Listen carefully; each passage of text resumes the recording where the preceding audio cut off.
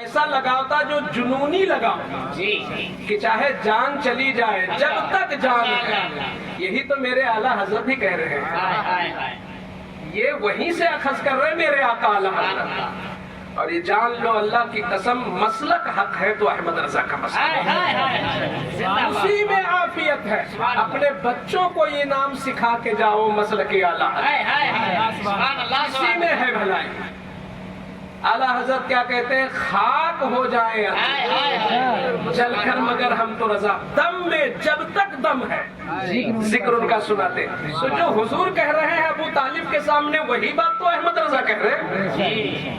حضور کیا کہہ رہے ہیں کہ وہ چاند بھی لے آئے سورج بھی لے آئے تو جب تک میں ہوں چاہے میں اسی راہ میں جان دے دوں مگر میں دعوت سے نہیں رک سکتا, اسلام کی اشاعت سے نہیں رک سکتا, قرآن کو آگے بڑھانے سے نہیں رک سکتا. اعلیٰ حضرت کہتے ہیں جب تک دم ہے ذکر رسول سے نہیں رک سکتا. اے قادیانیوں, اے مرزائیوں, اے حاسدوں, اے دشمنوں, اے وہابیوں, اے دیوبندیوں, تم کچھ بھی کر لو, احمد رضا کے خلاف کتنا بھی پروپیگنڈا کر لو, چاہے ان کے خلاف تم مقدمہ دائر کر دو, جب تک دم میں دم ہے ذکر رسول سنا دو.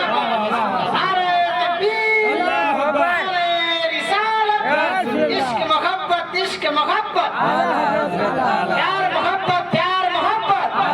حضور مفتی صاحب قبلہ جشن میلاد النبی. بات یہ چل رہی تھی کہ ان کا منہ توڑ جواب کیسے دینا ہے دشمنوں کا. کیوں؟ اس لیے کہ آپ کو کوئی کچھ کہے تو آپ بڑی محنت کرتے ہو کہ اس کا جواب کیا دو. آپ کسی عالم کو 12 بجے رات میں کچھ کہہ دیجئے اور اس کو پتا چل جائے, سوئے گا نہیں, فجر سے پہلے پہلے جواب دے دے گا. ہے کہ نہیں؟ ایسے بہت سارے موضوع خالی پڑے ہیں, کوئی قلم نہیں اٹھاتا. بہت سارے میدان پڑے ہیں, کوئی نہیں لکھتا ہمارا آدمی. لیکن اگر اس کی ذات پر کچھ کہہ دو پتا چل جائے تو سفر سے آیا ہو جاگا ہو سب ملتوی کر دے گا, جواب دے کے ہی سوئے گا. یہ نفس ہے. تو جب آپ اپنی دفاع اتنی کرتے ہو تو حضور کی دفاع کون کرے گا؟ حضور کی دفاع کیسے کریں گے جب جانیں گے. تو ان سے ایک بات یہ کہنا نفس کی بات ہے. بھائی تو حضور کو تو 25 سال میں یہ بات, نفس اس وقت زیادہ بالغ ہوتا ہے, نفس اس وقت زیادہ طاقتور ہوتا ہے.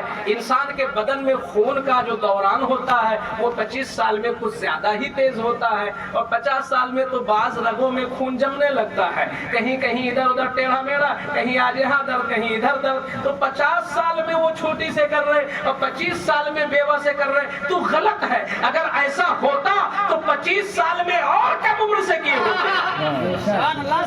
کہہ سکتے ہو نا, ہرا سکتے ہو ان کو, الزامی جواب.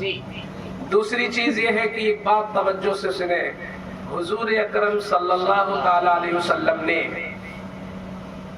جو عائشہ کو قبول کیا ہے تو اس میں جو سب سے بڑی وجہ ہے وہ ہے ان کی ذہانت, ان کا دماغ. صدیق اکبر جو یار غار مصطفیٰ ہے, ان کی لاڈلی باقاعدہ سراپا دماغ بن کر پیدا ہوئی. ایک ہوتا ہے دماغی اور ایک ہوتا ہے سراپا دماغ. اتنی عقل مند تھی, اتنی ذہین تھی کہ آقا کریم صلی اللہ علیہ وسلم نے ان کی ذہانت کو تاڑ لیا. اب یہ بتاؤ آج کا جوان کیا کیا دیکھتا ہے؟ فرسٹ نمبر پہ خوبصورتی, پھر مالداری. یہی چیزیں تو ہم دیکھتے ہیں, یا تو مالداری دیکھتے ہیں, خوبصورتی تو چاہیے ہی چاہیے, پلس ہمیں مالداری بھی چاہیے. کیوں؟ اس لیے کہ سسر صاحب سے لینا ہے. میں نے کہا نادان, اللہ سے کیوں نہیں لیتا؟ اللہ سے لے, سسر سے کیوں لے رہا ہے؟ سسر تو خود ہی اللہ سے مانگ رہا ہے. تو یہ اتنی چھوٹی ذہنیت نہیں بنانا چاہیے کہ مالدار کو تلاش ہے تاکہ ساس سسر سے چھینٹے لے. ساس سسر بھی محتاج ہے, تو بھی محتاج ہے, مختار تو رسول اللہ ہے, ان سے مانگنا چاہیے. تو حضور صلی اللہ علیہ وسلم نے کیا دیکھا عائشہ میں؟ ذہن. کیوں دیکھا؟ ہم لوگ خوبصورتی کیوں دیکھتے ہیں؟ بھائی بتا دو، بولنے میں کوئی سی بات نہیں، خوبصورتی کیوں دیکھتے ہیں؟ کیونکہ ہمیں اپنے نفس کو سکون چاہیے، ہمیں اپنے نفس کو ٹھنڈا کرنا ہے تو ہم حسن دیکھتے ہیں۔ حضور نے ذہن کیوں دیکھا؟ حضور نے دماغ کیوں دیکھا؟ یہ ایک سوال ہے۔ عائشہ صدیقہ کا حسن نہیں دیکھا، جو اپنے عقد میں قبول کیا وہ ان کے دماغ، ان کی ذہانت، ان کا حافظہ۔ کیوں؟ اس لیے کہ حضور کی امت میں جہاں مرد شامل ہے وہیں عورتیں بھی شامل ہیں، جہاں مرد شامل ہے وہیں عورتیں بھی شامل ہیں۔ مردوں کی تبلیغ کے لیے مفتی پیدا ہو رہے ہیں، مردوں کی تبلیغ کے لیے علماء آ رہے ہیں، مردوں کی تبلیغ کے لیے سرکار نے ابو بکر کو تیار کیا، عمر کو تیار کیا، عثمان و حیدر کو تیار کیا۔ 1,24,000 کم و بیش صحابہ کرام جب حضور دنیا سے جا رہے ہیں تو اس وقت 1.25 سے زیادہ صحابہ تھے، اور وہ صحابہ دین بتانے والے صحابہ تھے، وہ مبلغ تھے، ان کو مسئلہ مسائل بھی معلوم تھے، ان کو قرآن پڑھنا بھی آتا تھا، ان کو دین کے بارے میں نالج بھی تھی۔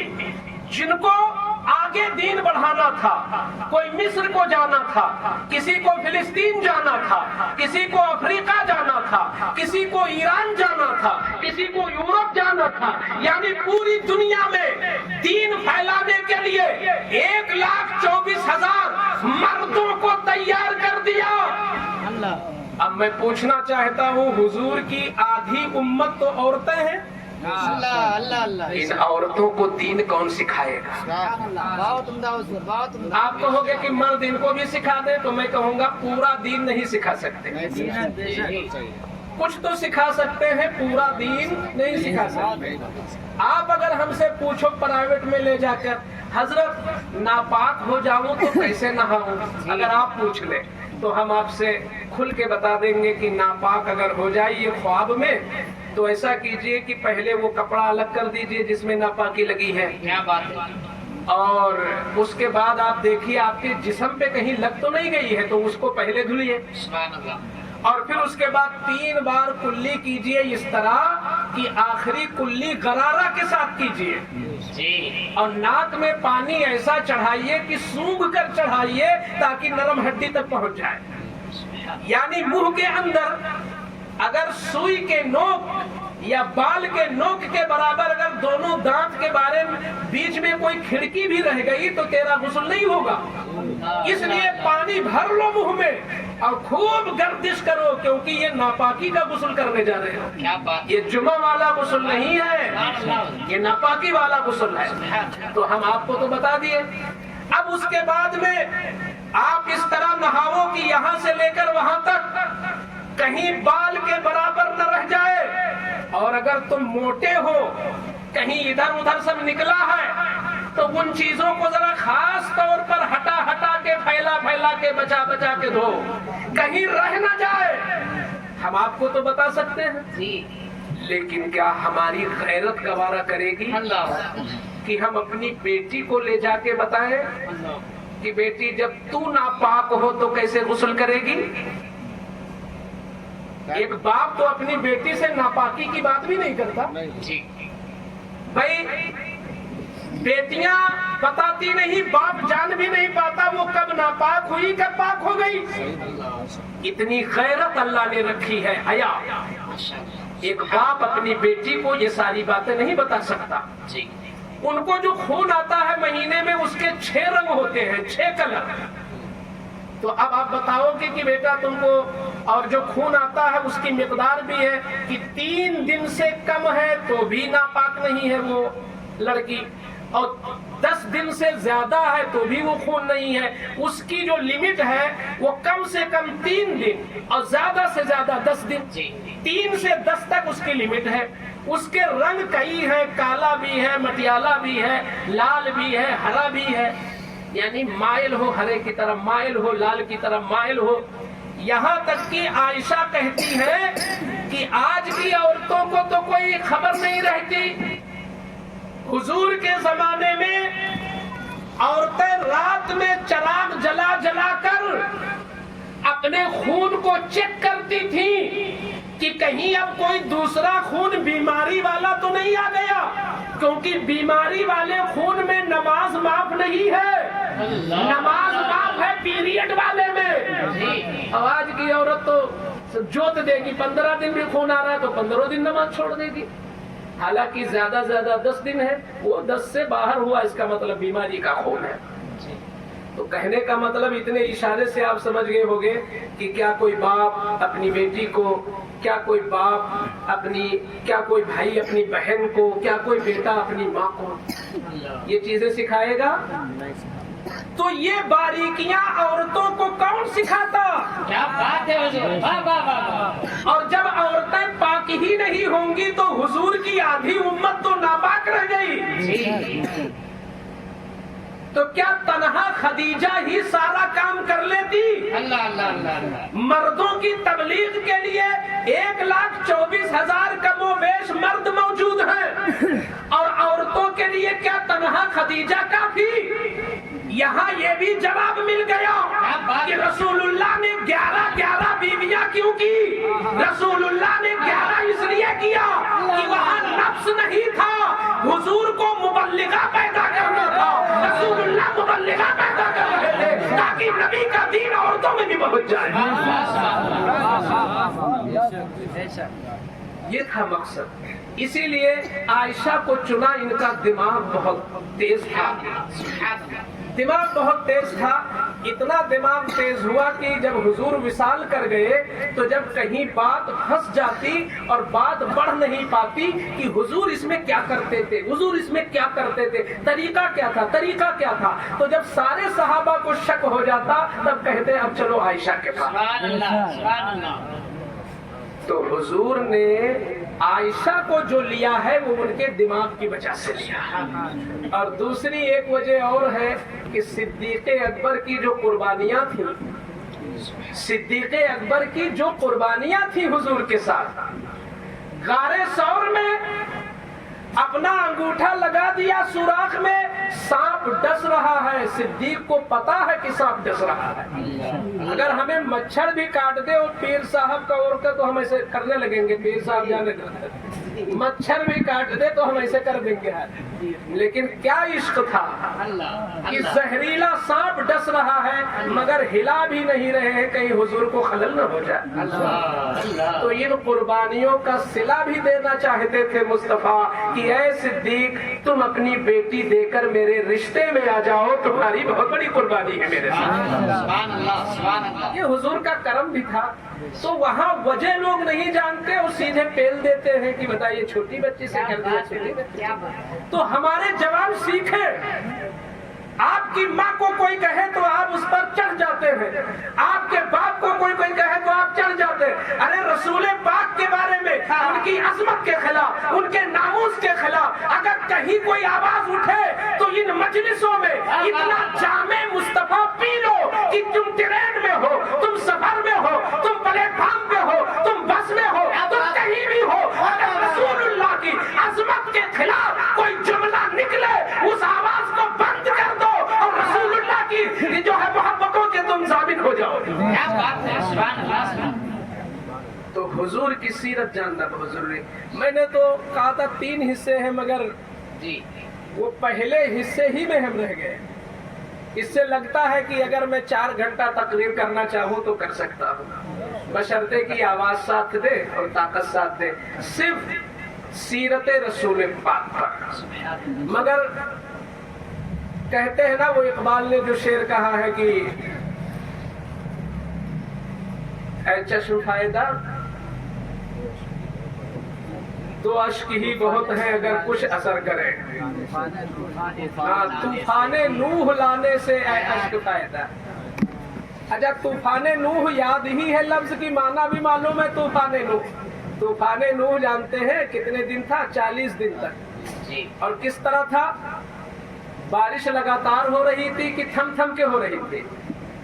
तफसीर में लिखा है कि नीचे से भी बारिश हो रही थी, ऊपर से भी हो रही थी। ऐसी बारिश आपने नहीं देखा हो, यानी जमीन से भी पानी निकल रहा था इसे और ऊपर से भी गिर रहा था, और ये 40 दिन तक रहा।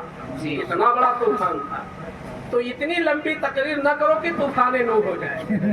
तो तूफान नूह से फायदा नहीं है, फायदा अमल से है। तो अब आप अमल में क्या क्या लिया आज आपने कि सच बोलो बड़ी बरकत है, और नौकरी के मुकाबले में तिजारत को आप तरजीह दो। और एक चीज ये ले लो कि इस साल पूरी दुनिया के अंदर, यहाँ तक कि अमेरिका वगैरह में भी आप पता लगाओ, अफ्रीका, यूरोप के जितने भी इलाके हैं, जहाँ जहाँ भी सुन्नी मुसलमान हैं, इमसाल का रबीउल अव्वल वो अलग तौर पे मना रहे हैं। यानी इस साल के रबीउल अव्वल का रंग अलग है, तो हम लोग भी अपना रंग अलग कर ले। इस साल क्या होना है कि जो अब तक नहीं किए थे, इस साल कुछ कर गुजरना है। इसलिए कि हुजूर को 1500 साल मुकम्मल हो रहे हैं विलादत को। किसी बुजुर्ग का जब 100 साल हो जाता है तो उर्से 100 साला कहते हैं ना। यहाँ तक कि कोई मदरसा खुला और 25 साल हुआ या 50 साल हुआ तो कुछ मनाते हैं, गोल्डन जुबली करके कुछ मनाते हैं उसमें। तो जब मदरसे की उम्र 50 साल हो या 100 साल हो तो कोई फंक्शन होता है। यहाँ तो जाने कायनात की विलादत को सदी मुकम्मल हो रही, अगली जो 1600 होगी उसमें हम लोग नहीं रहेंगे। हो सकता है कोई आबे हयात पी के बैठा हो, हजरत खिज्र का कोई मुरीद इसमें बैठा हो तो रहे, लेकिन हम नहीं जानते कोई रहेगा। तो 1600 साल हमारी औलादें हो सकता है मना ले, लेकिन 1500 साल हम लोग मना के जा रहे। तो इसमें क्या करें, कुछ ऐसी चीजें करें जिसमें पैसा खर्च होता हो, और जिनके पास पैसा नहीं है वो बगैर पैसा वाला कर ले। जिनके पास कुछ न हो कि हम 15 की निस्बत से 15 चीज क्या कर ले। कोई है बिल्कुल गरीब कल्लाश, तो मैं उसको एक मशवरा दे दूं कि तुम क्या कर सकते हो। जिसके पास 15 रोटी भी गरीबों के देने की न हो तो वो क्या कर ले, अपने 15 गुनाहों से सच्ची तौबा कर ले और हाथ उठा करके पेश कर दे, या रसूल अल्लाह सल्लल्लाहु अलैहि वसल्लम, आपके 1500 साला जश्न विलादत पर मेरी 15 तौबा हाजिर है। यही खराज अक़ीदत, हुजूर बहुत खुश होंगे। 15 बड़े बड़े जड़ियल किस्म के गुनाह ढूंढ लो, 15 चीजें। जैसे झूठ बोलते हो तो झूठ नहीं बोलेंगे, किसी को सताते हो, किसी का दिल तोड़ते हो, किसी से हसद करते हो, इस तरह ढूंढ लो 15 गुना और उन 15 से सच्ची तौबा कर लो। ये काम हो सकता है। अब जैसे इस इलाके के इमाम कराम, उलमाए कराम है, ये 1500 साल कैसे मनाए। कोई भी चीज एक चुन ले, मैं 2-3 चीजें बता देता हूँ। एक चीज ये चुन सकते हैं कि जैसे 15 लोगों को ढूंढ करके उनके चेहरे को सुन्नती चेहरा मिला करके पर्सनल, भाई वो भी तो एक दीन का काम है कि वो 15 जिस शादी में जाएंगे एक रौनक लगेगी। तो 15 चेहरों को मुसलमानी चेहरा बनवा दे और पेश कर दे बारगाह मुस्तफा में, या रसूल अल्लाह ये 15 चेहरों पे नूर हाजिर है। या ये है कि जो जुमा वाले हैं, ईदैन वाले हैं, उनको पंजवक्ता बना दे 15 लोगों को। या कम से कम अपने इलाके में 15 लोगों को ढूंढ लें जिनमें बोलचाल न हो। क्या बात है, जिनमें बोलचाल न हो तो उन 15 लोगों में मेहनत करके, कोशिश करके, फजीलत बताकर, डरा कर, हर तरीके से किसी की खिदमत हासिल करके 15 लोगों में बोलचाल करा दे, मुत्तहिद करा दे और उसी को नजराना बारगाह रसूल में पेश कर दे। हुजूर कितने खुश हो जाएंगे, भाई 15 लोगों को आप जोड़ दे रहे हैं। और सबसे बड़ी हमारी कमी क्या है? बिखराव। बिखराव ही तो सबसे बड़ी कमी है। एक यहूदी अगर परेवा में रहता हो और एक यहूदी यूके में रहता हो तो इसका संपर्क उस यहूदी से होगा, और इसके यहाँ कोई परेशानी आएगी तो वो कारी तौकीर के पास नहीं जाएगा, वो यहीं से अपने यहूदी को बता देगा और वहां से मदद हो जाएगी उसकी। ان کا نیٹورک کتنا مضبوط ہے. جی. اور ہمارے یہاں کیا ہے, چچا مر رہا ہے بھتیجے کو کوئی مطلب نہیں, پڑوسی مر رہا ہے اس کو کوئی مطلب نہیں. تو یہ مسلمان جو بکھر گیا, حضور نے سکھایا تھا تمہیں جڑنے کے لیے اور سیکھ لیا یہودی نے, کامیاب ہے وہ کامیاب ہے. وہ 2% ہے پوری دنیا میں اور آپ 25% ہو. کتنا فرق ہے, 2 ارب مسلمان ہیں بھائی, تو 25% ہو آپ دنیا کے اندر. یعنی اگر 4 آدمی کہیں سے بھی پکڑ لے جائیں تو اس میں کم سے کم 1 مسلمان ضرور نکلے گا. آپ اتنی زیادہ, مگر تجارت میں, سیاست میں, درسگاہ میں, تعلیم میں, عصری علوم, دینی علوم, مذہبی علوم, کیریکٹر میں, کردار میں, ہر چیز میں سب سے پیچھے مسلمان. کیوں؟ اس لیے کہ اس کے پاس اتحاد نہیں ہے. تو حضور کے اس 1500 سالہ جشن ولادت کے موقع پہ ہم لوگ یہ سوچیں, اگر اپنی نہ بنتی ہو, کہیں بھی بچپن سے یاد کرو کسی سے لڑائی تو نہیں ہو گئی تھی جب پڑھتے تھے, جب فارغ ہوئے, جب پڑھانے گئے, جب سفر میں گئے, جب پروگرام میں گئے, کہیں بھی کسی سے انبن ہوئی ہو تو 15 کو ڈھونڈ ڈھونڈ کر کے معافی مانگ لو, جڑ جاؤ اور پیش کر دو بارگاہ مصطفیٰ. یہ بہت سارے طریقے ہیں. اللہ تعالیٰ ان طریقوں کو قبول فرمائے اور حضور کے صدقے میں ہم سب کی پریشانیاں اللہ تعالیٰ حل فرمائے. آپ کھڑے ہو کر صلاۃ و سلام پڑھیں. ظاہری زندگی, اللہ نے فرمایا کہ پوری دنیا کے لوگ وہ جس دھرم سے بھی تعلق رکھتے ہو, پوری دنیا کے لیے اگر کوئی زندگی آئیڈیل ہے, نمونہ, کہ جس کی زندگی کو آپ اپنا لو تو دنیا بھی کامیاب ہو, آخرت بھی کامیاب ہو, اگر کوئی ایسی مکمل زندگی ہے تو وہ صرف حضور صلی اللہ علیہ وسلم. حتیٰ کہ 1,24,000 کم و بیش پیغمبر آئے, ان کی بھی شانیں بڑی بلند تھیں اور ہیں الحمدللہ. ہم سوچ بھی وہاں تک نہیں لے جا سکتے جہاں پر ہر نبی کا مقام ہے. ہر نبی ہماری سوچ سے ماورا ہے, مگر پھر بھی ان نبیوں میں کسی بھی نبی کی زندگی کو اللہ نے آئیڈیل نہیں بنایا, نمونہ نہیں بنایا, مثال راہ نہیں بتایا اور امت کے لیے طے کرنے کو نہیں کہا, بلکہ یہ فرمایا لقد کان لکم فی رسول اللہ اسوۃ حسنہ. اے پوری کائنات کے لوگوں, اگر تم صحیح چلنا چاہتے ہو ہر میدان میں, اگر تم ٹھوکر سے بچنا چاہتے ہو, اگر تم لفظوں سے بچنا چاہتے ہو, اگر تم ایک کامیاب اور کامرا زندگی گزارنا چاہتے ہو تو کہیں جانے کی ضرورت نہیں ہے, کسی بھی دربار کو جھانکنے کی ضرورت نہیں ہے. نہ تمہیں انگریزوں کی تہذیب چاہیے, نہ تمہیں یہودیوں اور عیسائیوں کی تہذیب چاہیے, بس فقط اور فقط گنبد خضرا کا مقام وہ نبی ہے جس کی زندگی سب کے لیے نمونہ بن سکتی ہے. ایک زندگی ہے اور الحمدللہ وہ زندگی ایسی ہے کہ میں تو دعویٰ کرتا ہوں کہ اگر ان کی زندگی کا نسخہ, ان کی زندگی کا نسخہ کوئی غیر مسلم بھی اپنا لے دنیا میں تو نفع مل کے رہے گا.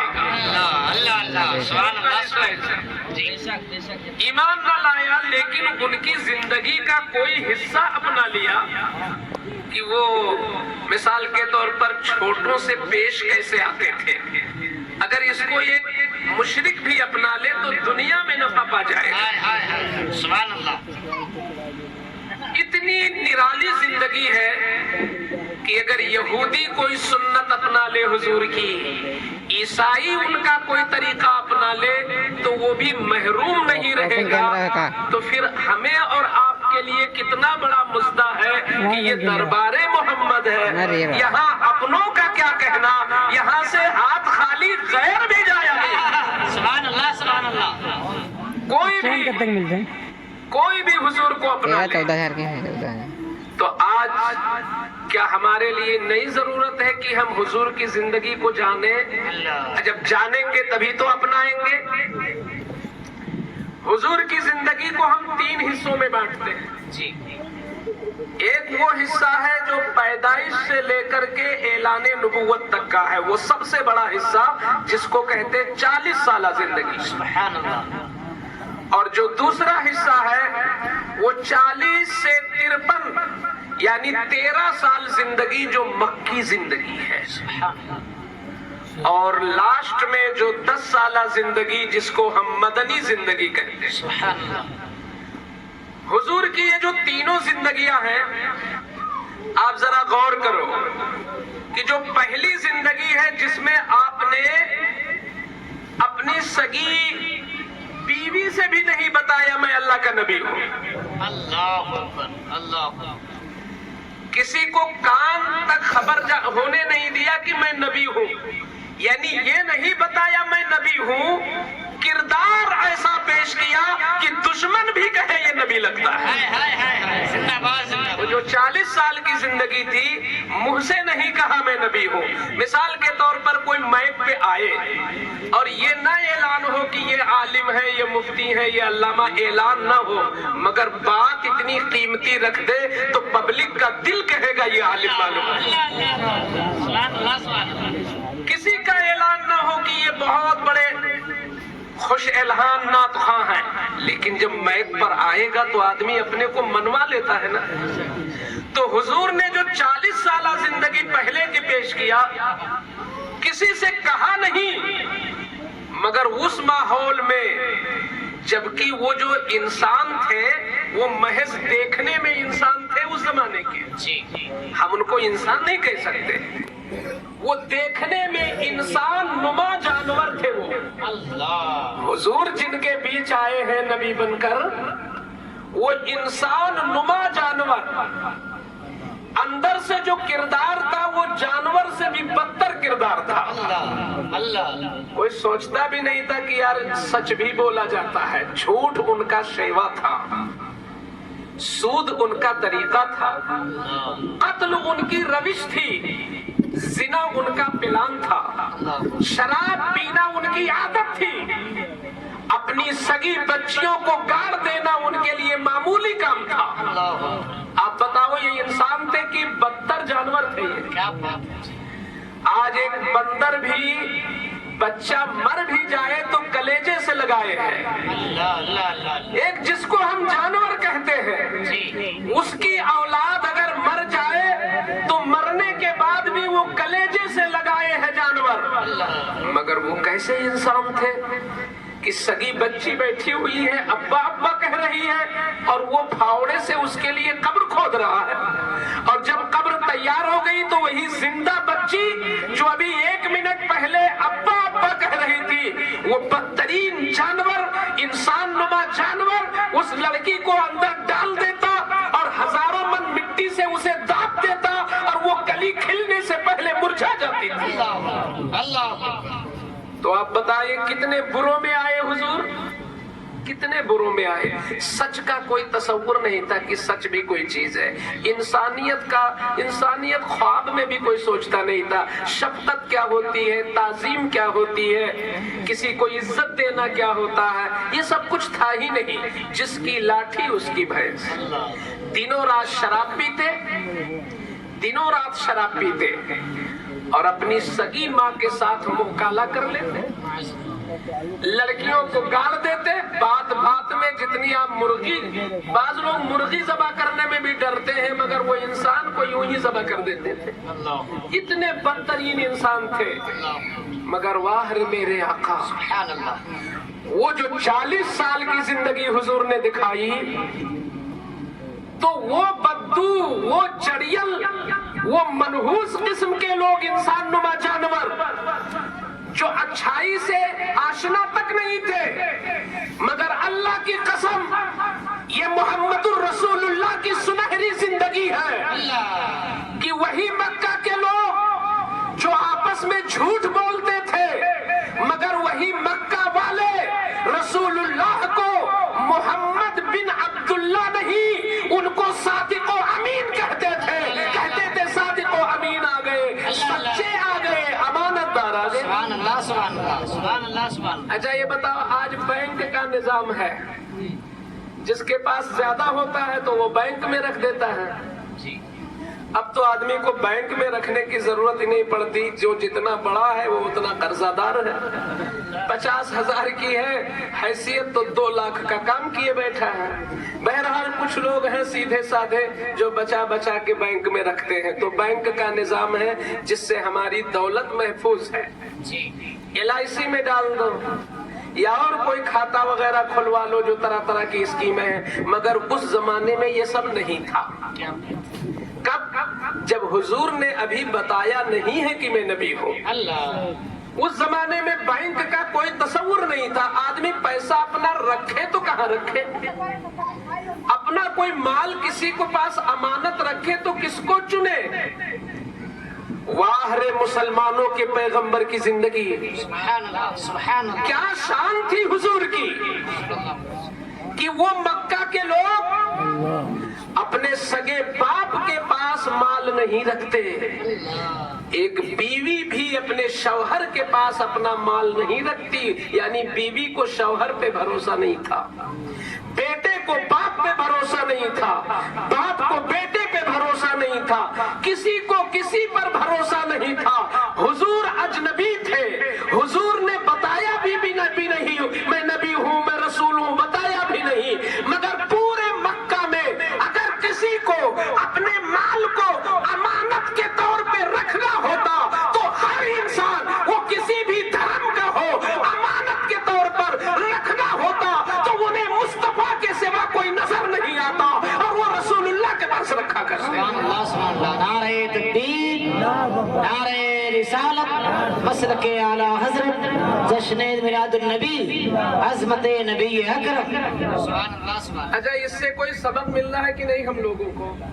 سبق یہ مل رہا ہے کہ ہم بھی اپنی ستھری زندگی اگر آج کی ڈیٹ میں کر لیں تو لوگ کہتے ہیں نا ماحول بڑا خراب ہے، میں کہتا ہوں آپ خراب ہو صاحب، ماحول نہیں خراب ہے، آپ خراب ہو۔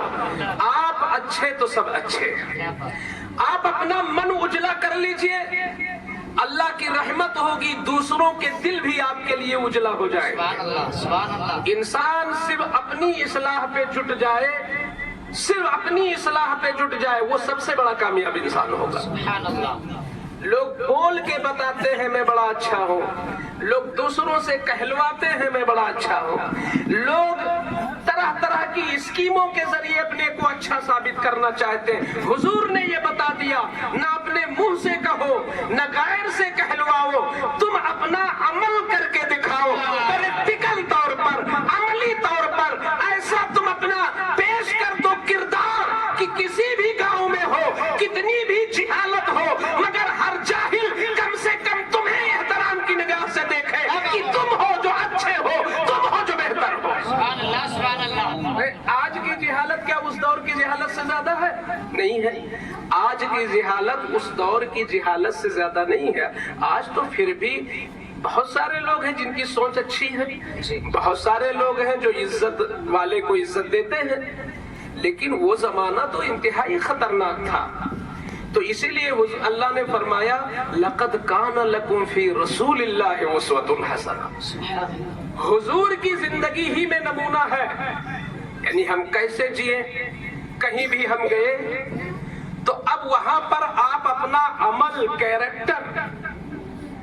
کیریکٹر اچھا، اخلاق اچھا دکھا دو، کردار اچھا دکھا دو۔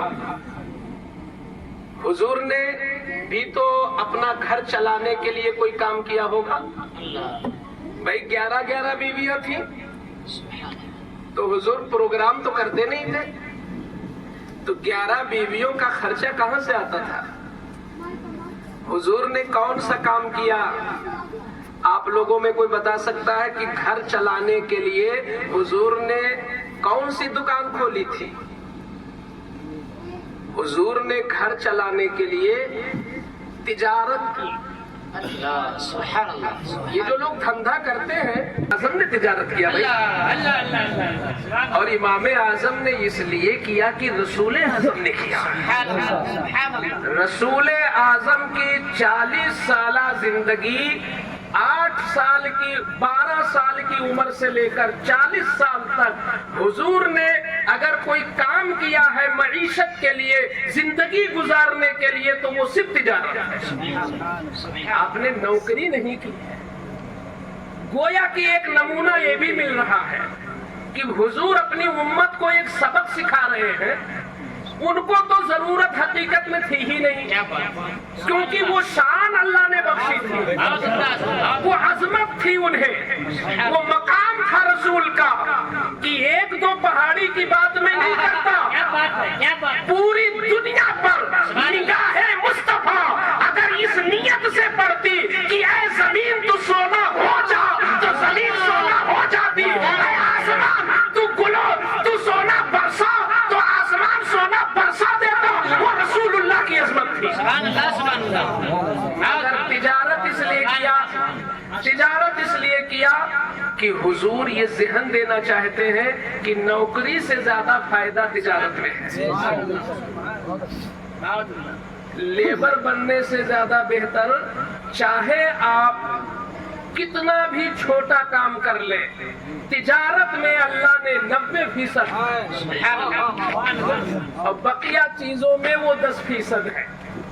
لیکن المیہ یہ ہے کہ نوکری لینے کے لیے آدمی لون لیتا ہے، سود لیتا ہے، اور طرح طرح کی جائیداد بیچ کر کے نوکر بننا چاہتا ہے۔ حضور نے سکھایا نوکر نہیں، امام بنو،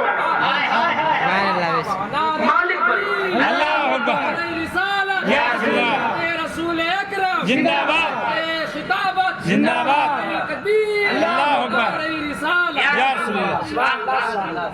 40 سال تک اگر کچھ دھندا کیا تو تجارت کیا، اور آپ ہی نے فرما دیا کہ 90% اللہ نے تجارت میں برکتیں رکھی ہیں۔ اگر ان برکتوں کو لوٹنا ہے تو تم تجارت میں محنت کرو، لیکن تجارت کا یہ بھی مطلب نہیں ہے کہ جمعہ کی نماز ہی چھوڑ دو تجارت کے لیے، یہ حضور نے نہیں بتایا۔ اب کچھ لوگ تجارت ہی نہیں کرتے، ہم لوگوں کا معاملہ بڑا الٹا ہے۔ کوئی تجارت کے قریب نہیں جاتا، اور کوئی جاتا تو اتنا گھس جاتا ہے کہ اسے جمعہ پڑھنے کا موقع نہیں۔ کسی طریقے سے سلام پھیرا، نہ سنت، نہ سلام، نہ دعا، چلو بھائی دکان کھولنا ہے۔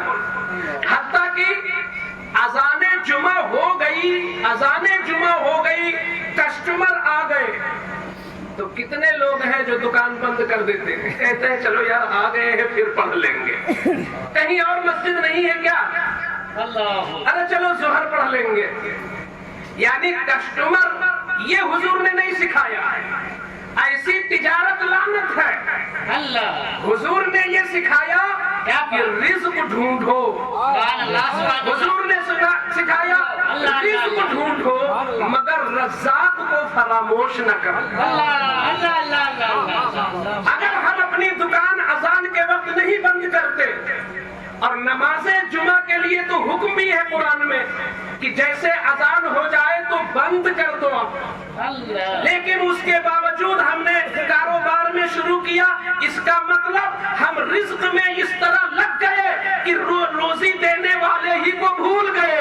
ارے یہ کسٹمر تجھے روزی نہیں دیتا، اگر یہ کسٹمر آیا ہے تو روزی دینے والے نے بھیجا ہے، ڈالا ہے، اسی نے بتا دیا ہے، اسی نے دل میں جگہ دیا ہے، تب تیری دکان میں نعرہ تکبیر، نعرہ رسالت، مسلک اعلی حضرت، عصمت نبی اکرم سرکار کی آپ نے سنا ہوگا کہ میرے آقا صلی اللہ علیہ وسلم نے 25 سال کی عمر میں سیدہ خدیجہ سے پہلا نکاح کیا، اور یہ بھی آپ کو معلوم ہونا چاہیے کہ وہ جو سیدہ خدیجہ تھی وہ ڈبل بیوہ تھی، یعنی 2 شوہر سے وہ فارغ ہو چکی تھی، 2 شوہر ان کے ہو چکے تھے، اور دونوں سے 2 بچے بھی تھے، 4 بچے، اور عمر کتنی ہو گئی 40 سال، اور ڈبل بیوہ یعنی 2 شوہر مر چکے لگاتار۔ اب ظاہر سی بات ہے کہ عمر بھی ادھر ہو گئی 40 سال، اور دو شوہر بھی فوت ہو گئے تو ان کا دل ذرا ٹوٹ گیا، اور چونکہ انہیں حضور کے پاس آنا تھا تو فطرتی طور پر ان کی طبیعت میں تقویٰ تھا۔ اللہ نے انہی عورتوں کو حضور کے پاس دیا ہے جو فطرت کے اعتبار سے بڑی نیک تھی۔ کوئی نبی آیا ہو یا نہ آیا ہو، فطرت ہی نیک بنی تھی جن عورتوں کو حضور کے پاس آنا۔ تو حضرت خدیجۃ الکبریٰ بڑی نیک فطرت کی تھی، اور پورے علاقے میں پارسا، زاہدہ، عفت مآب خاتون، اس طریقے سے ان کے القاب تھے کہ بڑی نیک خاتون ہے۔ سیدہ خدیجہ نے عہد کر لیا کہ اب تیسری شادی نہیں کروں گی، چونکہ وہ اتنی بڑی تاجرہ تھی کہ تاریخ لکھنے والوں نے لکھا ہے کہ مکہ سے جو مال ملک شام جاتا تھا، پورے مکہ والوں کا مال ملا دو تب اتنا ہوتا تھا جتنا خدیجہ کا تنہا مال ہوتا۔ بہت بڑی تاجرہ تھی، لیکن جب دونوں شوہر فوت ہو گئے تو اب کس کو بھیجے ملک شام؟ تو وہ جس کو بھی پاتی تھی تو بھیجا کرتی تھی۔ ان کے کان میں یہ بات پہنچی کہ کوئی ایک ہستی ہے جس کا نام محمد بن عبداللہ ہے، اور ان کے بارے میں انہوں نے سنا کہ ان کا حال یہ ہے کہ پتھر کی لکیر تو بگڑ سکتی ہے مگر وہ جھوٹ نہیں بول سکتی، پہاڑ ٹل سکتا ہے مگر وہ جو محمد بن عبداللہ ہیں اپنے وعدے سے نہیں ٹلتے۔ یہ ان کو خبر مل گئی تو وہ بہت اندر سے متاثر ہو گئی، غائبانہ طور پر متاثر ہو گئی حضور سے کہ بڑے سچے ہیں۔ اچھا یہ بتاؤ، بڑے کاروباری کو سچا ہی تو آدمی چاہیے۔ ہمارے پردھان صاحب قاری توقیر صاحب بھی اللہ کا شکر ہے چھوٹا موٹا کاروبار کرتے ہیں، لیکن ان کو سچے لیبر ہی تو پسند ہوں گے۔ ان کو کوئی بھی بچہ پسند ہوگا تو جو سچا ہوگا وہی تو پسند ہوگا۔ اس میں کوئی نہیں ہے جس کو جھوٹا پسند ہو، لیکن سب لوگ جھوٹ بولتے ہیں۔ یعنی ہم پسند سچے کو کرتے ہیں مگر ہم خود جھوٹے۔ ہر انسان سچے کو پسند کرتا ہے، اور خاص کر جو لوگ تجارت کرتے ہیں تو ان کو اور سچا آدمی چاہیے تاکہ غبن نہ کرے، خیانت نہ کرے، ادھر ادھر نہ کرے، چاہے تنخواہ کو زیادہ لے لے۔ تو سیدہ خدیجہ کو جب خبر ملی کہ آمنہ کی گود سے، عبداللہ کے نطفے سے ایک ایسی ہستی ہے اس مکہ میں جو نام تو محمد بن عبداللہ ہے مگر کردار اتنا سچا ہے کہ جھوٹے لوگ بھی ان کو صادق و امین کہتے ہیں، تو انہوں نے اپنا غلام بھیجا میسرہ کو کہ جاؤ اس ہستی کو تلاشو اور ان کو بلا کے لاؤ، اور میری یہ گزارش ان سے رکھو کہ بی بی خدیجہ چاہتی ہے کہ آپ ان کا مال ملک شام لے کے جائیں، اور ان کا کہنا ہے کہ ہم جتنی تنخواہ اوروں کو دیتی ہیں اس سے ڈبل تم کو دیں گی اگر تم میرا مال لے جاؤ۔ یہ تاریخ میں لکھا ہے۔ یہاں سے کیا پیغام مل رہا ہے دوستو؟ آج مسلمان اتنا نیچے چلا گیا، وہ سمجھتا ہے کہ ایک ہی دن میں کروڑ پتی بن جاؤ۔ اب اس کروڑ پتی بننے میں وہ کس کو ذبح کر دے کوئی ٹھکانہ نہیں۔ ارے بہت سارے لوگ دکان پر بالکل کھوئے بیٹھے، ایک آیا اسی کو ذبح کر دیا۔ یہ مسلمانی کردار نہیں ہے۔ مسلمانی کردار وہ ہے جو میں سنا رہا ہوں، یعنی آپ سچے ہو جاؤ، ممکن ہے کہ زیادہ دن لگے آپ کو مشہور ہونے میں، لیکن اگر تم سچائی میں مشہور ہو گئے تو اسی کمپنی میں، اسی مالک کے پاس، اسی محکمے میں جس کو 10 ملے گا اور تم کو 20 ملے گا، تمہاری سچائی کی بنیاد پر، تمہارے कैरेक्टर की बुनियाद से। क्या जैसा नहीं होता है? उसी मदरसे में, उसी दर्सगाह में पढ़ाने वाले कभी कभी बड़ा फर्क होता है तनख्वाहों में। ये क्यों? इसलिए नहीं कि एक मुदर्रिस काला है, एक गोरा है, एक के अंदर कोई खूबी है, उस खूबी की बुनियाद पे तनख्वाह ज्यादा होती है। तो हुजूर ने कबूल कर लिया आयशा हजरत खदीजा का ये कहना कबूल कर लिया, और हुजूर आए, और हुजूर जो माल लेकर गए तो जब जाने लगे तो खदीजा ने कहा, वो मैसरा ये बड़ी मुअज़्ज़ज़ हस्ती मालूम होती है, खिदमत के लिए तुम भी चले जाओ, कहीं माल ऊँटों से उतारना पड़ेगा, फिर चढ़ाना पड़ेगा, किसी को देना पड़ेगा, किसी से रिसीव करना पड़ेगा, तो खिदमत में तुम भी चले जाओ। मैसरा ने खुलासा ये कि जब चले तो चलते चले गए, अभी मुल्क शाम पहुंचे नहीं, शहर बुसरा में रुक गए।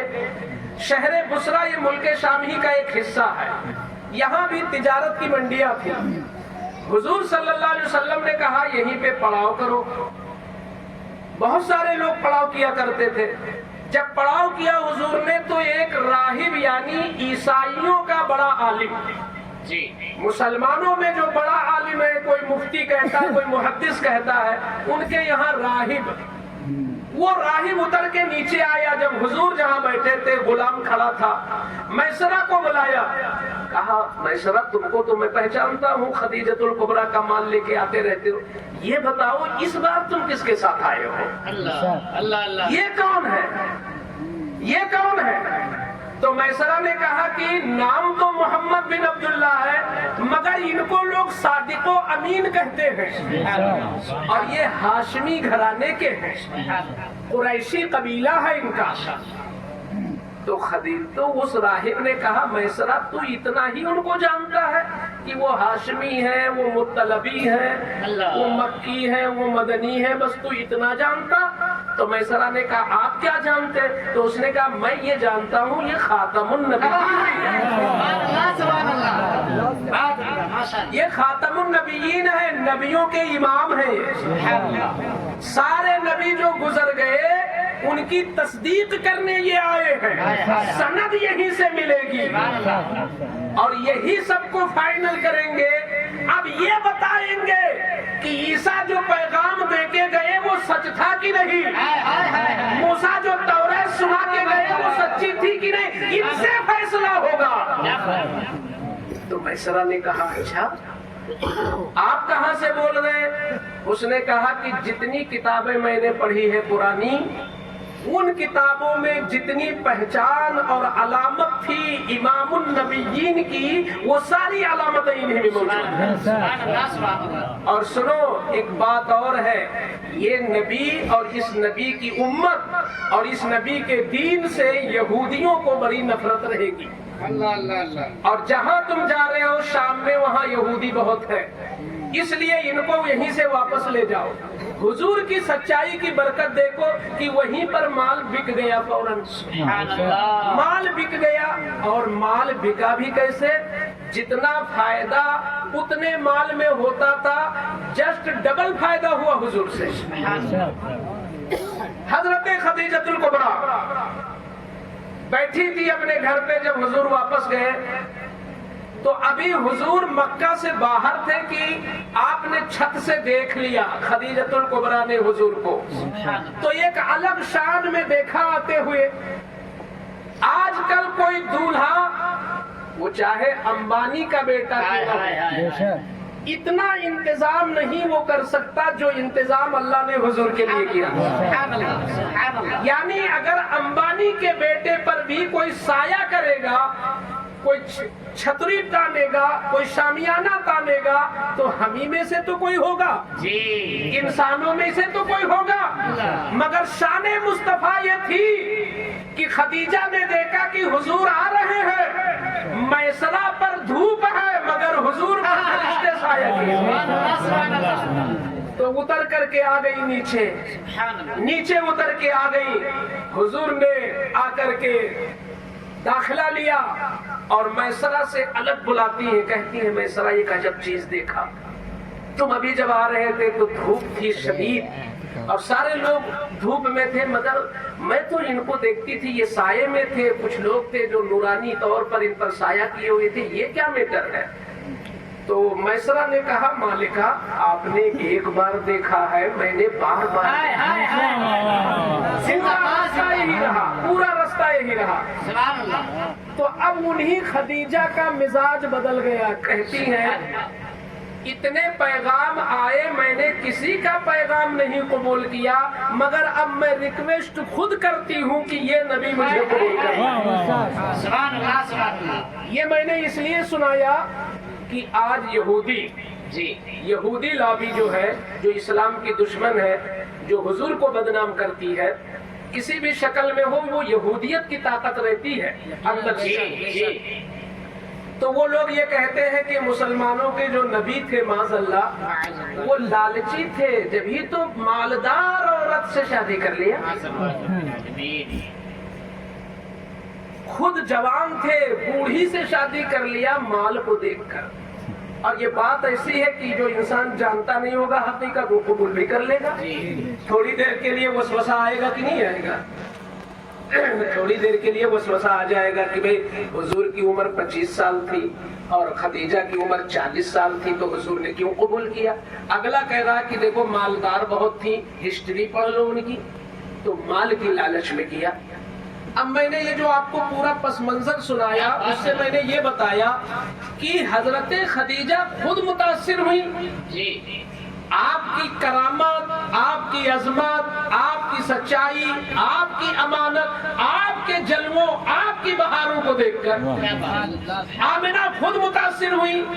اور ہسٹری میں لکھا ہے کہ کئی عورتوں کے ذریعے پیغام بھجوایا حضور کے پاس کہ آپ مجھے قبول کر لیں۔ حضور نے اپنے چچا ابو طالب سے مشورہ لیا، تو ابو طالب نے کہا ٹھیک ہے، وہ نیک خاتون ہے، آپ قبول کر لیں۔ خطبہ ابو طالب نے پڑھا، وہ خطبہ سیرت کی کتابوں میں آج بھی لکھا ہے خطبہ، وہ پورا خطبہ جو ابو طالب نے پڑھا تھا نکاح کے وقت، اس میں کچھ نہیں ہے، صرف نعت مصطفیٰ ہے۔ اللہ کی حمد کے بعد صرف ثناء مصطفیٰ ہے، صرف نعت مصطفیٰ ہے۔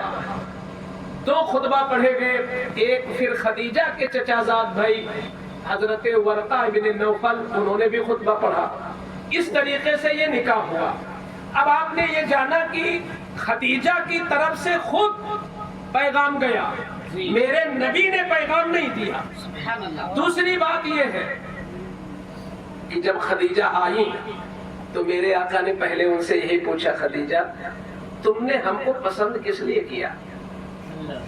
تم نے مجھ کو کیوں پسند کیا؟ تم تو عرب کے بڑے بڑے تاجروں کا پیغام ٹھکرا چکی تھی اور تمہارا یہ دماغ بن گیا تھا کہ شادی نہیں کرنی ہے، تو تم کیوں خود سے میری طرف بڑھی؟ تو خدیجہ نے کیا کہا؟ وہ عربی میں کہا تھا، اس کو میں عربی میں پڑھ دیتا ہوں۔ خدیجہ نے کہا انی قد رغبت فیک لحسن خلقک وصدق مقالتک۔ پیغمبر کوئی مسئلہ نہیں ہے، میں جو آپ کی طرف کھینچی ہوں وہ آپ کی کردار کی وجہ سے اور آپ کی سچائی کی وجہ سے۔ نعرہ تکبیر، نعرہ بلند آواز سے جواب دیں، نعرہ تکبیر، نعرہ رسالت، مسلک اعلیٰ حضرت، رفعت مصطفیٰ، شان نبی اکرم، عظمت نبی کریم۔ سبحان اللہ، سبحان اللہ۔ اچھا بھائی، جو دشمن ہوتا ہے نا، جیسے انہی پارٹیوں میں دیکھ لیجئے، پارٹیوں میں ہوتا نا، کسی بھی پارٹی کا نیتا آئے گا وہ ایسا بولتا ہے لگتا ہے واقعی دوسرے ہی کی ساری غلطی ہے، پھر جب اس کا سنو تو لگتا ہے اس کی ساری غلطی ہے۔ تو یہ تو ایک اپنا فن ہوتا ہے۔ تو یہی حال ہے ان دشمنوں کا، وہ ایسا بنا بنا کے پیش کریں گے وہی چیزیں لے کر کہ مسلمان مشکوک ہو جائے گا اور مسلمان کے اندر سے حضور کی عظمت گھٹ جائے گی۔ وہ یہاں کئی چیزیں کہتے ہیں۔ اب میں اس لیے یہ گرد و غبار نکالنا چاہتا ہوں کہ صرف یہ عالم کی ذمہ داری نہیں ہوتی کہ وہ ناموس مصطفیٰ کا سپاہی بنے۔ جس کو بھی کلمہ ملا ہے، جو بھی حضور کا امتی ہے، جس کو بھی جام کوثر پینے کی تمنا ہے، جس کو بھی لواء الحمد کے نیچے کھڑے ہونے کی آرزو ہے، جس کو بھی قبر میں جلوہ مصطفیٰ دیکھنے کی آرزو ہے، سب کی ذمہ داری ہوتی ہے کہ جب بھی حضور کے ناموس پر کوئی آواز اٹھے تو اس آواز کو بند کرے ہر مسلمان۔ ہے نا ذمہ داری؟ تو جب جانیں گے تبھی تو بند کریں گے۔ اب آپ سے اگر کوئی سفر میں کہیں کہہ دیا تو مجھے لگتا ہے میں اتنا مٹیریل تو دے ہی لے رہا ہوں کہ ہمارا ہر جوان بھی کہے گا نہیں تم غلط کہتے ہو۔ کیا بات ہے، خدیجہ سے مال کی لالچ میں شادی نہیں کیا۔ اولاً تو حضور کا میں نے بتا دیا کہ اختیار ہی اتنا بلند تھا کہ خود حدیث موجود ہے اس پر۔ میرے آقا کہتے ہیں لو شئت لسعت معی الجبال ذہبا، ذہب کے معنی سونا، ذہب کے معنی گولڈن، سونا۔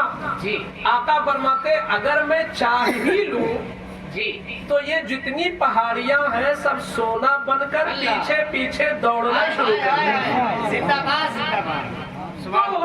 ان کے سامنے خدیجہ کا مال کیا حیثیت رکھتا ہے۔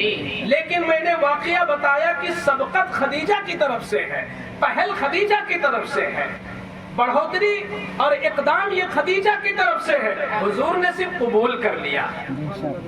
اب حضور نے قبول کیا تو اس میں امت کو درس کیا دیا؟ کیا بات ہے، امت کو درس کیا دیا؟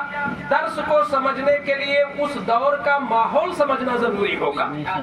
مثال کے طور پر ابھی مجھے کھانا مل رہا تھا مگر میں نے کھانا چھوڑ کے کہ نہیں محفل کو وقت پہ چلے ختم کر لے پھر کھانا ہوتا رہتا۔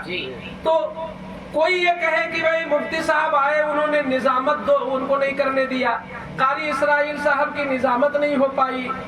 اب اس کو ڈائریکٹ اگر کوئی بول دے اسے کہ بتائیے یہ کیا بات ہے کہ وہ نظامت کے لیے بلائے گئے اور ان کو کرنے نہیں دیا، لیکن کوئی گہرائی میں جائے کہ ان کی نیت کیا تھی اور حالات کیا تھے اور کس پس منظر میں ہم نے نہیں کرنے دیا۔ ہرگز ہرگز نہ ہمارا ان سے کوئی مقابلہ ہے اور نہ کوئی رسہ کشی ہے، کسی بھی میدان میں نہ ہم ان کے آگے ہیں نہ یہ ہمارے آگے ہیں، ان کا الگ میدان، تو کجا من کجا۔ تو ہم کیوں ان کی نظامت کا چلا بجھائیں گے؟ ہمیں نظامت تو کرنی نہیں ہے۔ تو اسی طریقے سے حضور صلی اللہ علیہ وسلم نے خدیجہ کو کیوں قبول کیا؟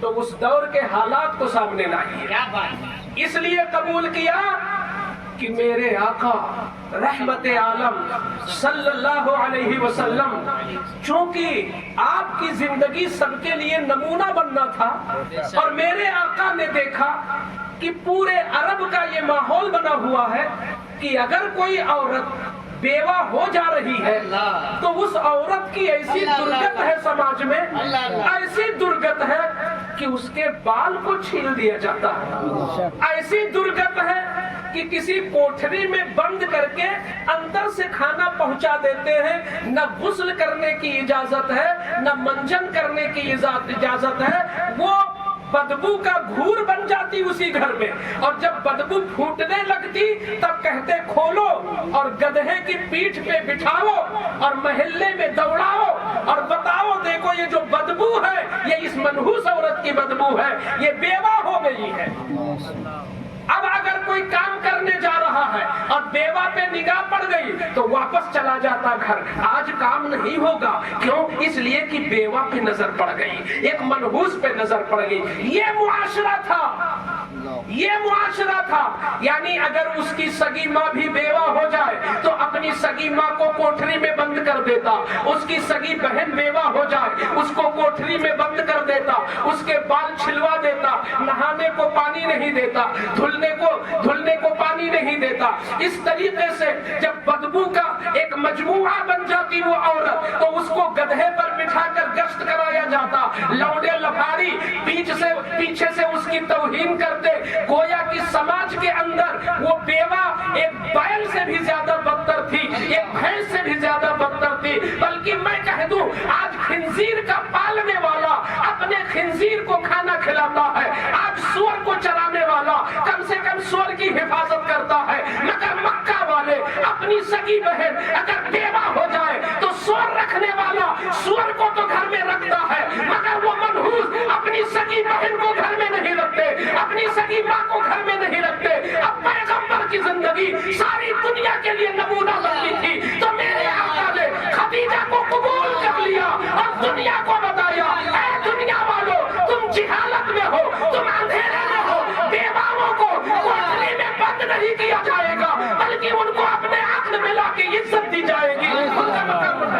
नारे तकबीर, बुलंद आवाज से जवाब दें, नारे रिसालत, पत्ती पत्ती फूल फूल, अज़मते नबी अकरम, शान नबी अकरम, जमाले मुस्तफा। सुभान अल्लाह, सुभान अल्लाह। अच्छा, एक चीज और उनसे पूछ लेना कि तुम कहते हो कि खदीजा से माल की लालच में शादी किया, ये बताओ खदीजा के माल से वो ब्रेकफास्ट क्या बनाते थे और लंच क्या करते थे? हुजूर कौन सा खाना खाते थे उनके माल से? हुजूर के घर में तो चूल्हे नहीं जलते थे, हुजूर तो जमजम पीते, हुजूर तो खजूरों पे इक्तिफा करते, हुजूर तो अगर कोई सहाबी पत्थर पे पेट पे पत्थर बांध लेता तो हुजूर अपने पेट पे डबल पत्थर बांधते ताकि किसी गुलाम का दिल न टूटे।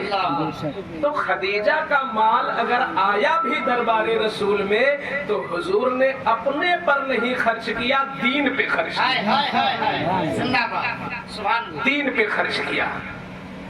तो ये मैं इसलिए वाज़ेह किया कि ये लोग कहते हैं कि देखिए, अच्छा ये बताओ, अब जस्ट आप एक तरफ जब ये रखोगे कि नहीं खदीजा से मामला तो बिल्कुल साफ है, तो अब वो हजरत आयशा की बात ले आएंगे जी, कि हजरत आयशा अभी 9 साल की है, 6 साल की है, 7 साल की है। तो असल में इन कमीनों को पता नहीं है माहौल, ये 1450 साल पहले की बात है ना। क्या बात है। आज की डेट में आप अगर पूरी दुनिया का सर्वे करें तो परेवा खान में 7 साल की लड़की और किसी ऐसी जगह जहां की आबो हवा, जहां की खान पियन, जहां का माहौल अगर अल्लाह ने कुदरती तौर पर बहुत अच्छा रखा है तो यहाँ की जो 7-10 साल की होगी, यहाँ की बच्ची जो 10 साल की होगी वो वहाँ की 6 साल की बच्ची नजर आएगी। क्या फर्क आप नहीं देखते हैं फैमिली में? आप बाज देहातों में जाइए जो पेट ही से कमजोर है तो 12-12 साल की बच्चियां हो जाती हैं, वो छोटी बच्ची लगती हैं। और कितने अच्छे माहौल में जिनको बीमारी नहीं हुई, खान पियन अच्छी है, परवरिश अच्छी है, देख रेख अच्छी है, तो वो 8 साल की होती है और लगती नहीं पूरी औरत है, बाकायदा मुकम्मल हो चुकी है। तो जब एक जमाने में इतना फर्क है तो 1400 साल की बात आज क्यों कर रहा? उस जमाने का मामला जरा अलग था, कम उम्र की बच्चियां भी बड़ी हो जाती थी, एक चीज। दूसरी चीज ये है कि वो हजरत आयशा छोटी हैं, यानी हुजूर की उम्र 50 साल से ऊपर और खदीजा की उम्र 8-9 साल। तो वो यहाँ कहना क्या चाहते हैं माज़अल्लाह, ये मुंह से निकालने को दिल नहीं करता, वो जो कहना चाहते हैं कि इनके नबी जो है अय्याश थे माशाअल्लाह, यही तो कह रहे हैं। ये जो कह रहे हैं कि भाई 52 साल की उम्र में 6 साल की और 7 साल की बच्ची से शादी कर रहे हैं, वो कहना चाहते हैं ऐश परस्ती, नफ्स परस्ती का इल्जाम लगाना चाहते हैं। अब आप उनको देखिए, लोहे की काट लोहे से होती है। अब आज तलवार का अगर जमाना नहीं है तो कलम का जमाना है। आज मीडिया का जमाना है। कोई मीडिया के जरिए अगर आपके दीन को बदनाम कर रहा है तो आपको जवाब भी मीडिया के हवाले से देना पड़ेगा। क्या बात है, क्या बात है। किसी ने एक चीज छोड़ दिया, नुस्खा मुसलमानों के खिलाफ, नबी के नामूस के खिलाफ। अब आप मैक में खुद चिल्लाते रहिए किसी महल्ले में, पड़ता क्या है जब तक आप उसी अस्तर से आप जवाब नहीं देंगे। सच्चाई है, सच्चाई है। लोग इस हकीकत को समझ नहीं पाते। तो आयशा सिद्दीका से कम उम्री में किया, उन बेहूदों का इल्जाम ये है कि वो ऐश वाली बात है, नफ्स वाली बात है। तो उनसे पूछो, अगर अल्लाह ने तुमको ज़कात और फितरा के तौर पर भी थोड़ी अकल दी हो, क्या बात है, क्या बात, बतौर ज़कात और फितरा भी अगर अकल मिली हो, तो तुम ये बताओ कि 25 साल में 40 साल वाली से कर रहे हैं हाय हाय हाय हाय और 50 साल में 6 साल वाली से कर रहे हैं। अगर वो माज़अल्लाह नफ्स का मसला होता हुजूर के साथ, तो ये अकल कहती है कि 25 साल में उनको कुंवारी करना चाहिए। 25 साल में किसी अरब की नौउम्र बच्ची को कबूल करना चाहिए था। किसी खूबसूरत महरो माँ की तरह चमकने वाली लाजवाब लाडली को, क्योंकि पूरा अरब इनके किरदार को देख करके, बल्कि दुश्मनों ने भी अबू तालिब से कहलवाया था कि अपने भतीजे से पूछ लो, अगर वो अरब की सबसे खूबसूरत लड़की चाहता हो तो हम सबसे खूबसूरत लड़की दे देंगे, सिर्फ अपनी दावत बंद कर दे। तो पैगंबर ने कहा, चाचा आपके बुढ़ापे की कद्र करता हूँ, आपकी खिदमत की कद्र करता हूँ, आपने मेरी हिमायत की है, मगर दावत से रुकने की बात, अल्लाह अल्लाह, अगर ये दुश्मन लड़की का क्या मुझसे बात करते हैं, अगर ये जाके आसमान पे चांद उखाड़ लाए, सूरज तोड़ लाए और मेरे एक हाथ पे चांद रखते, दूसरे हाथ पे सूरज रखते, तो मैं अपनी दावत से रुक नहीं सकता, मैं इस्लाम फैला के रहूंगा। नारे तकबीर, नारे रिसालत, अज़मत नबी अकरम, मज़हब इस्लाम। अच्छा, यहाँ से एक नमूना ये मिल रहा है कि इंसान को अगर अपने मसलक से लगाव हो जाए जी तो वो अपने मसलक को फैला के रहेगा।